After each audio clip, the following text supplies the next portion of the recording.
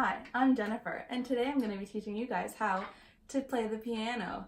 So basically, it's just going to start with one of the C keys, and oh, sorry, it looks like, I'm not supposed to be playing, okay. So my segment has been moved till 4:30. If anyone wants to watch it later, come. Apparently, some experimental psychologist is going to come talk to you guys. Hey guys, sorry for that delay. We have pushed Jennifer's segment onto 4:30 just because we have found some really cool information and a new cool segment to add to our channel. And it's going to be about experimental psychology with a focus on structuralism, which was developed during the 19th and 20th century. So let's just take a look at a couple of definitions before we get the documentary started. Experimental psychology is a branch of psychology that is focused primarily on the scientific investigations of certain basic processes like memory, cognition, and learning. This is used generally during the experimental method when manipulating variables to see if there's any relationships that occur. Now we'll take a look at the sub-branches that are associated with experimental psychology and that have also impacted its development in many different kinds of ways. One example of a group who influenced experimental psychology are the Structuralists, who include individuals like Wundt, who created the first experimental laboratory. Now just a quick little definition of structuralism. Structuralism looks at the structures of the mind, and it's not really changing or adapting, it's just looking at the main kind of structures and looks at the conscious processes that these occur at. So the kind of methods that are generally used to be able to figure out what's going on in the mind include processes like introspection, which is something that was used by Wundt and Titchener quite frequently. Another example are the functionalists, who came after the structuralists and had more of an adaptive point of view. An example of this would be William James, who had more of a Darwinian evolutionary perspective. One final example of people who influence experimental psychology are the behaviorists, who rejected mainly all of the structuralism and all the introspection ideas, and include individuals like Ivan Pavlov and B.F. Skinner. Welcome back! I hope you guys learned a lot from our little segment, just looking at the different kind of definitions that have to do with experimental psychology and all the different kind of examples of the sub-branches and the things that can affect experimental psychology. The segment that we will be showing shortly has to do with my coworker Alice, who went and looked at the different kind of impacts that structuralists had on experimental psychology within that 18th to 19th century kind of mark.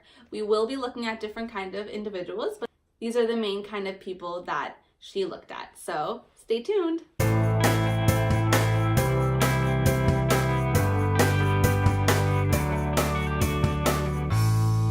Hey, I'm Alice, and we're on our way to the library to find out some information on experimental psychologists. This includes people like structuralists, behaviorists, anyone really, but we're going to really focus on the structuralists because I feel like they had a pretty big impact in the 19th and 20th century. There's so many people we can take a look at. There's Wundt, there's Titchener, all these people. Too bad we can't actually talk to them and figure out what they were really thinking and what they actually had to say. So what is this? Look at this globe. It looks very special. I wonder, what's going on?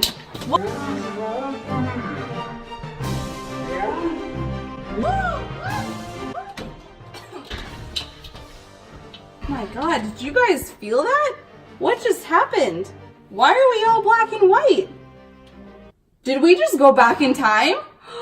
Are you thinking what I'm thinking? We can go call up the experimentalists and see what they were actually thinking and what their thoughts were. Let's go. Give me 2 seconds. Hey, so I forgot that there isn't a lot of technology back in the day. So basically, I have sent I have sent letters to a couple of experimentalists and structuralists. So far, the only returns that I've gotten are from William Wundt and Titchener. So we are going to go and talk to them and see what they have to say. Come on.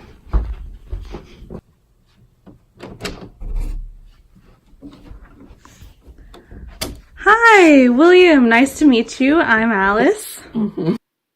It's so nice to meet you. I just wanted to be able to ask you a couple questions. I just wanted to get some information talking about your life, and I know you don't speak English very well, so I'm just going to be telling the viewers about a lot what you did in your life and how you affected structural psychology, and yeah, all the effects that you have had. So basically, I'm just going to go through all that stuff, if that's okay with you. It is a little bit dark in here. It's kind of hard how much light you take for granted. No, like this. See?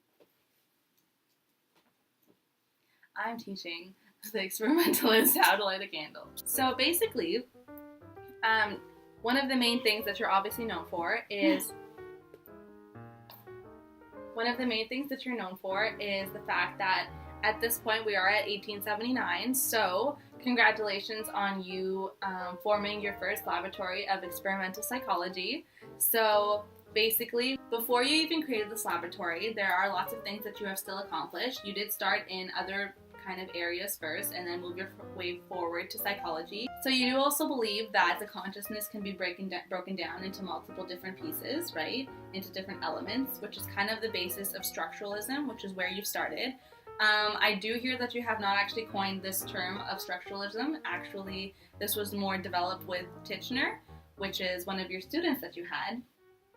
So basically, you did have more of a background in physiology at first, and that's where you went into psychology, and you separated philosophy from psychology, and this is where this first adaptation began. So most of your aims had to do with analyzing different things like voluntarism, which was organizing the mind a little bit, so organizing it in a way that had to do with conscious processes that were broken down, which is kind of like introspection eventually. You looked at processes such as sensory processes and attention and reaction times, and I heard that you did this through different ways, like flashing lights just to see if people had any reaction to them, what kind of reaction they had to them. And you also believed not just in any introspection, you really believed in trained introspection. You tried to make students really get interpretations from their personal experiences, but also by biasing them in this way and really training them using their own kind of thoughts, which was really cool, and their own kind of conscious thoughts.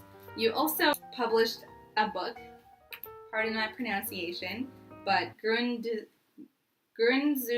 der Physiologischen Psychologie, which was the principles of physiological psychology, which was also a really big book for experimental psychology. It really went really big. You are also considered the father of experimental psychology, and except some people have had alternate kind of thoughts. Many people think that Titchener is the founder of experimental psychology just because he wrote his book at that a little bit earlier, and they believe that his methods that he talked about in that book seem to be more of a marking point. But I really do think that a laboratory, which is something really tangible, would definitely be one of the marking points in my opinion.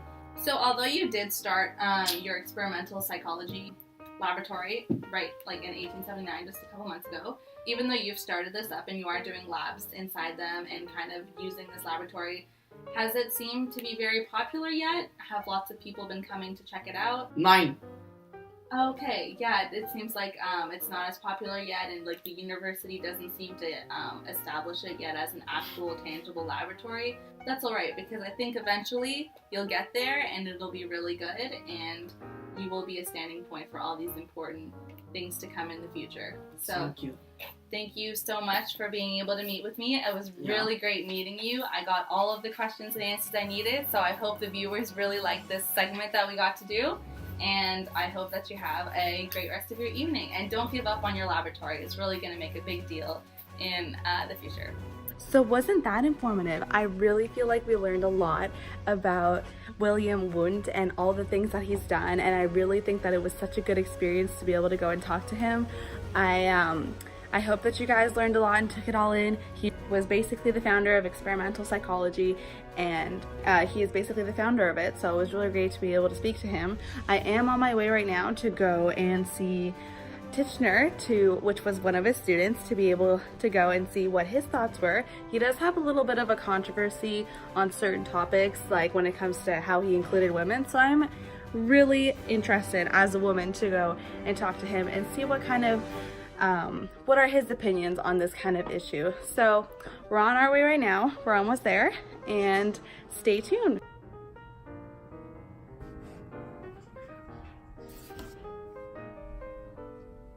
Hi, Alice. Nice to meet you. It's so nice to meet you. Hi. So good to meet you. So tell me a little bit about yourself, Edward. Of course, I'll tell you a little bit about myself. So I started my education at Oxford University, and basically I started with more of a biology kind of focus, but then eventually made my way over to some comparative psychology.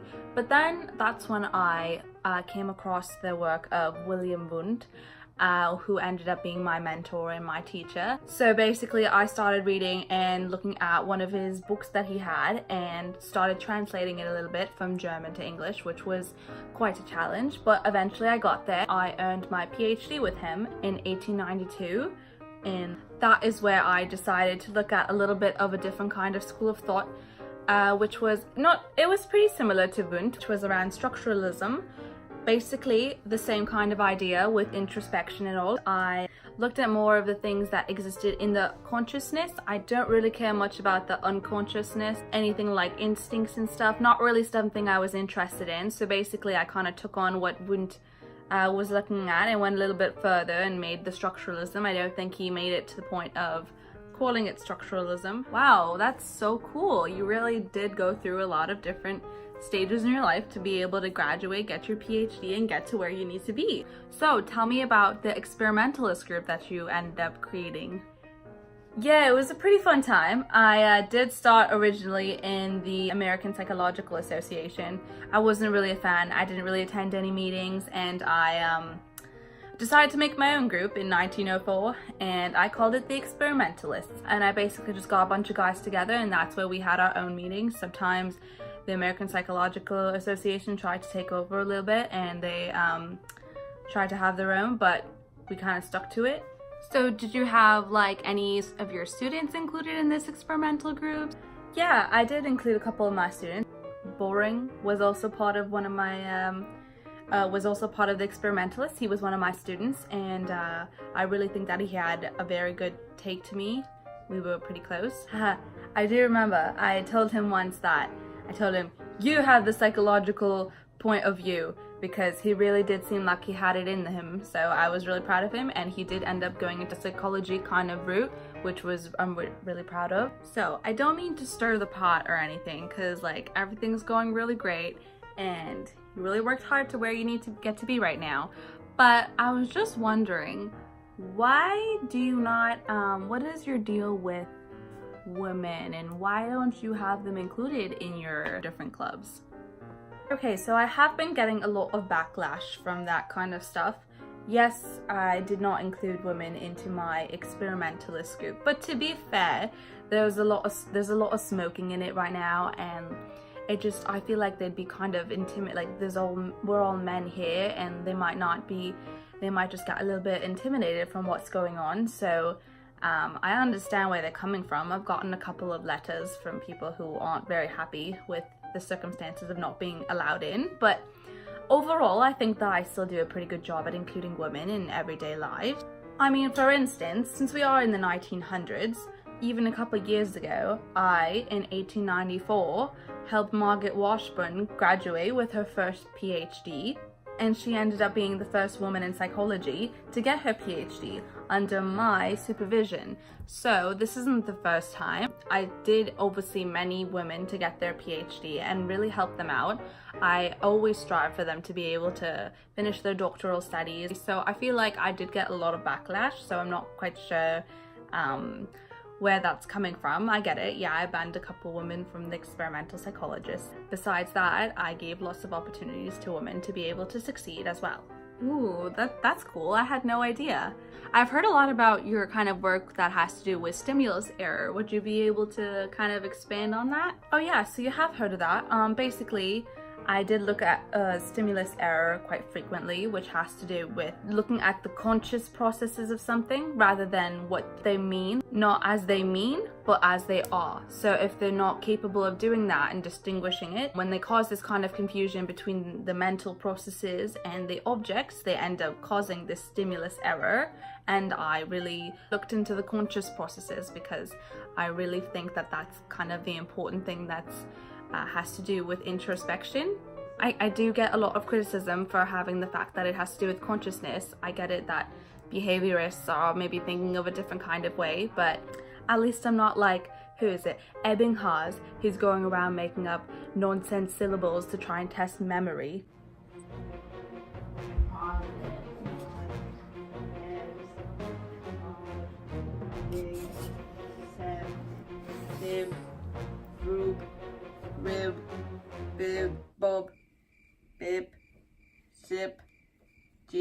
That just...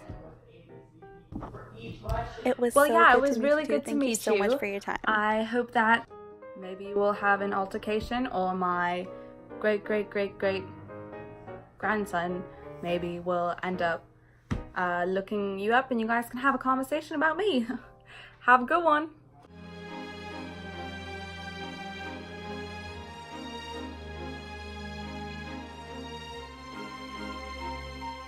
So there you have it, guys. My segments with Wilhelm Wundt and Edward B. Titchener, talking all about the different kind of ways that they impacted structural psychology, and in that way impacted experimental psychology. So basically, as you guys saw, even though structural psychology has changed throughout different times of history, it started with Wundt with his laboratory and then changed with different of his students like Titchener and then Titchener's students. They all worked together to impact structural psychology. So even though they aren't one of the main branches and they all kind of died down after Titchener ended up passing away, they still did end up making an impact on their basis of it, and it did change throughout, and it acted as a stepping stone toward different kind of sub-branches of psychology, such as the behaviorists. You love the smell of the food, don't you? You're really gonna make you... Look at that salivation, just because you heard the bell. I'm doing classical conditioning. Hey Pavlov, Okay. What? why is your hair so soft? I don't know, why? Because you use classical conditioning. Ah, that's a good one. Wait, who are you? So yeah, thanks for listening to my segment. I guess it's now time to go back to reality and go back to our day and age. So let's go find that globe that we found earlier. It was really fun being in this time and age. I really think that I'd like to go back to light and technology. So I guess we just took this and I guess we'll go straight into it.